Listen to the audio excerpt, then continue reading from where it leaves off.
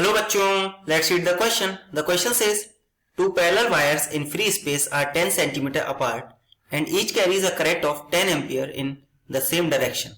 The force one wire exert on the other per meter of length is. देखिए question समझते हैं। Question में क्या दिया गया है, हमें दो वायर दिए गए हैं जिनमें 10 एम्पियर करंट फ्लो कर रहा है एंड वो भी सेम डायरेक्शन में, एंड इन दोनों के बीच का हमें डिस्टेंस कितना दे रखा है 10 सेंटीमीटर, और इसे हम लिख सकते हैं 0.1 मीटर। अब देखिए की कॉन्सेप्ट समझते हैं इस क्वेश्चन का। सबसे पहले की कॉन्सेप्ट देखेंगे हम। की कॉन्सेप्ट क्या हो जाएगा हमारा, when the current flows in same direction in two wires,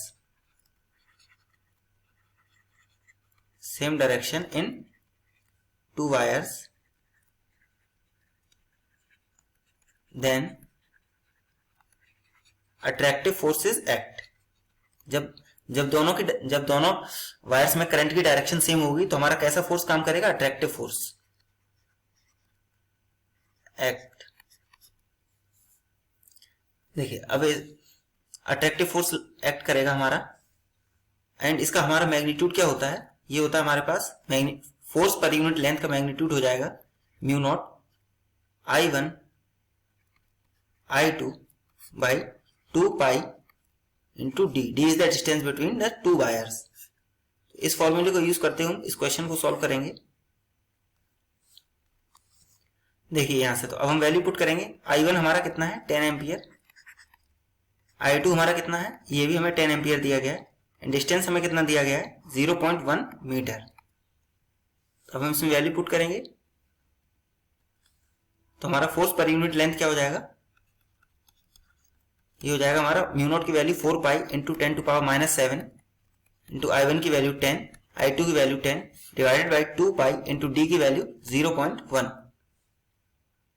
तो ये हमारा 2 टाइम्स कैंसिल हो जाएगा, एंड ये हो जाएगा हमारा force per unit length is equals to 2 into 10 to the power minus 4 newton per meter, and the force is attractive force.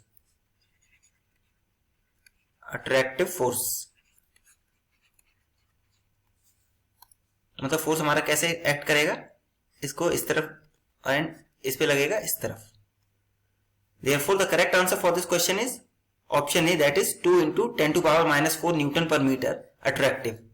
Hope you understood it well. Best of luck. Thank you.